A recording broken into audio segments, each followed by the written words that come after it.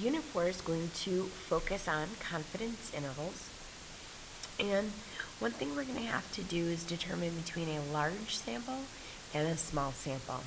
A large sample is a sample size of at least 30, which means your sample size needs to be greater than or equal to 30. A point estimate is a single value estimate for a population parameter. The most unbiased point estimate for the population mean mu is the sample mean x bar. An interval estimate is an interval or range of values used to estimate a population parameter.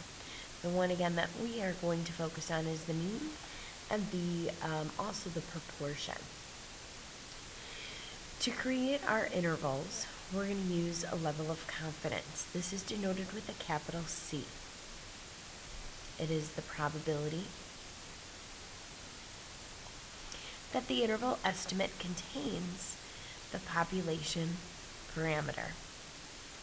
Okay, so we're going to be stating that we're a certain percentage confident the population mean falls within some interval. Now in the picture here, we have the middle portion of the curve shaded. We did these in the last unit, and we said find the z-scores that cut off the middle 60%. Well, these z-scores that you were finding, these are called critical values in confidence intervals. And then later on, we're also going to have critical values in something called hypothesis testing. Remember, to find these z-scores, we take 1 minus the area in the middle, which leaves us with the area between these two tails. So we split it in half. Then we would do the inverse norm of the area at the bottom of the curve. Okay. So next we have our formula for calculating our confidence intervals. We take the sample mean, subtract the z-score, and multiply by the standard error. Remember, standard error is the standard deviation of our means. Okay, now our notation is, well, this will be our left endpoint here, followed by, this is our right endpoint. The notation is an interval notation. In interval notations, parentheses means not including the number, and a bracket would mean that you include the number. Okay, here, whatever numbers we calculate are actually not a part of the interval, but everything in between is. The three most common levels of confidence are 90%, 95%, and 99%. The z-scores that are used for these are 1.645, 1.96, and 2.575. We will do some others that that are not 90, 95, and 99. Okay. The first one says that we are going to construct a 95% confidence interval for the following. So for our left endpoint, again, it will equal our sample mean minus z times our standard deviation over the square root of n. The mean is $630.90. We have a 95 confidence interval, so we're going to use 1.96 as our z-score.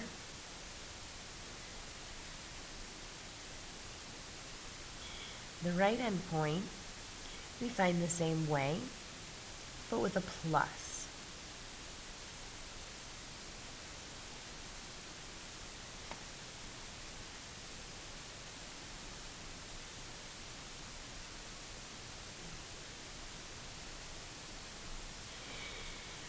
Okay, in the calculator, you do not need parentheses. Oops.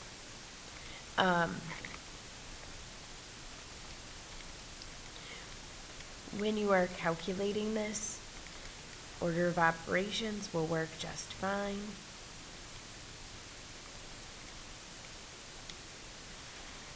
And we get 611.25. And then I can go up here and I can highlight this, hit enter. Then all I have to do is hit plus. For my right endpoint, I get 650.55. And then we write our solution in interval notation. So now we're saying there's a 95% chance that the mean price of gas grills is between these two dollar amounts. Now with the same information, constructing a 90% confidence interval, all of our information is the same except for our z-score.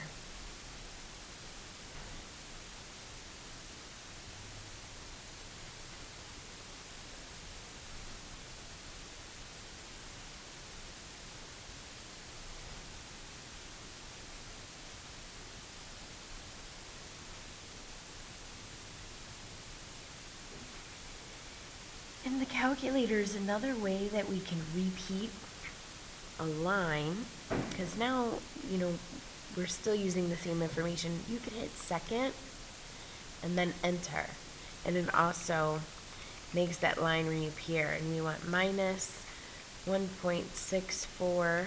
I'm going to insert, a 5. We get 614.41.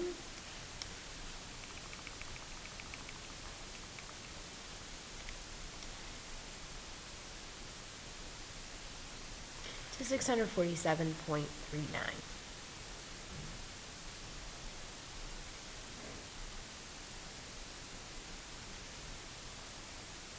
So now it says interpret and describe the differences in numbers 1 and number 2. Really what you want to do is compare the range between the two. This range is wider. So I'm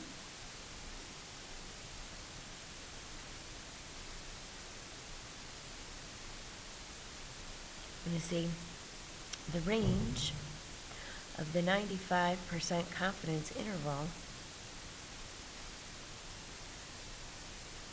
is wider or larger, and that's because of the curve.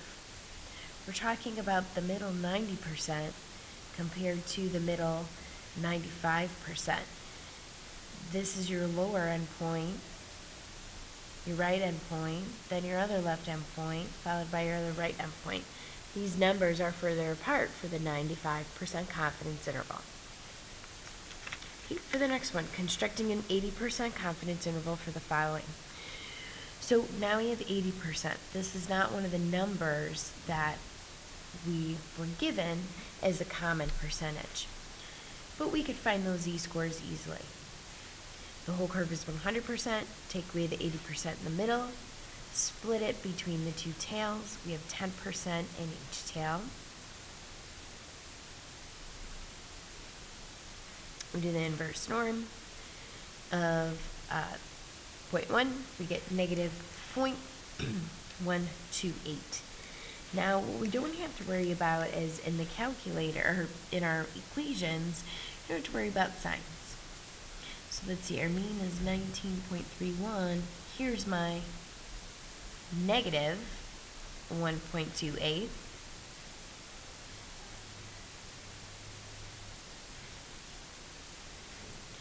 And then for the right endpoint,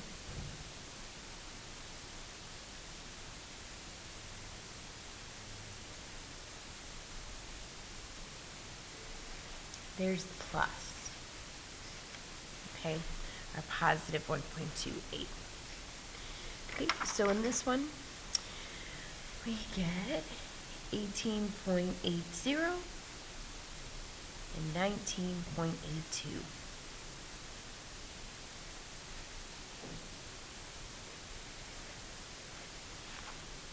Okay, now on the next page, we're going to go through and use the calculator shortcut.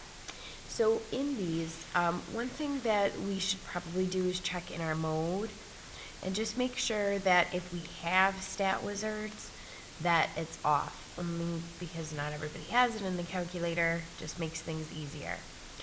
Then what we're going to do is we are going to go to Stat, and slide over to our tests. We want to select Z interval. Now, most of us default starts on data, but we have the stats. So for our input, we want stats.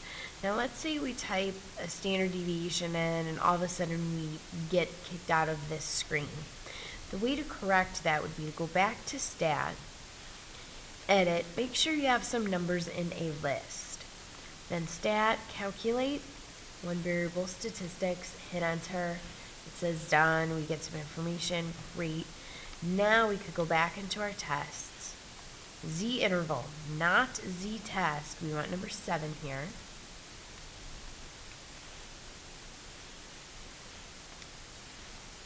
Okay, input stats. Now in number 5, it tells us that our standard deviation is 8, our mean is 26.8, N is 156, and our confidence level is 99. You can enter it in as 0.99 or 99, doesn't matter, the calculator will read it as 99%. Now here's our interval. The default for the calculator is that it will give you 5 significant digits.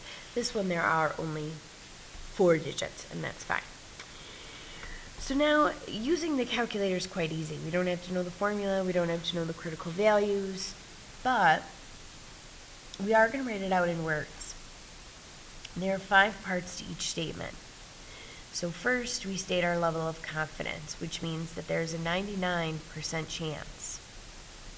Then we need to state which population proportion we're talking about. We have the population mean. Then we have to state the mean of what? We are talking about the mean yield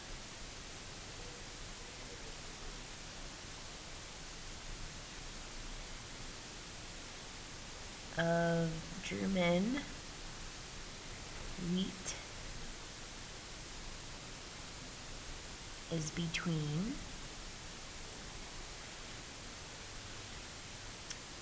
now we state our interval.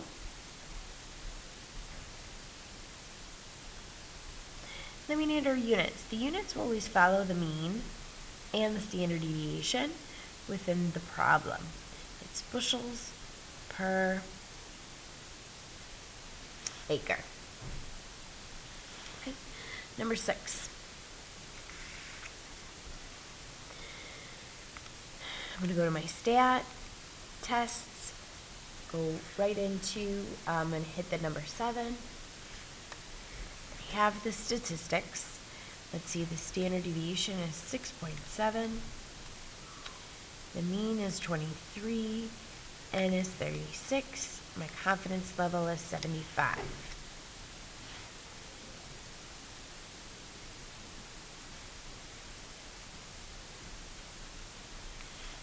Okay, I'm going to write out my statement in words here. Okay, there is a 75% chance the population mean sodium, so here's mean sodium chloride,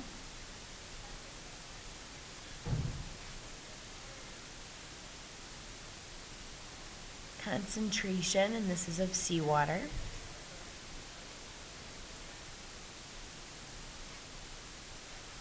is between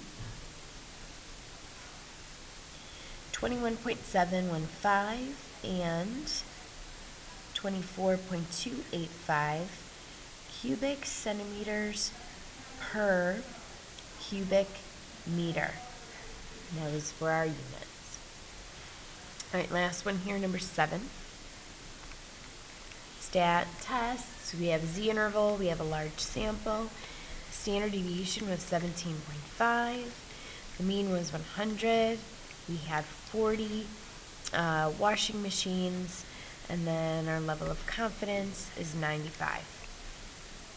Calculate. Now this one again, it gives 5 significant digits. I know that we're working with money. Leave it as is. There's no need to round it to the nearest hundredth. Okay. So there is 95% chance. Oops. The population mean repair cost for a washing machine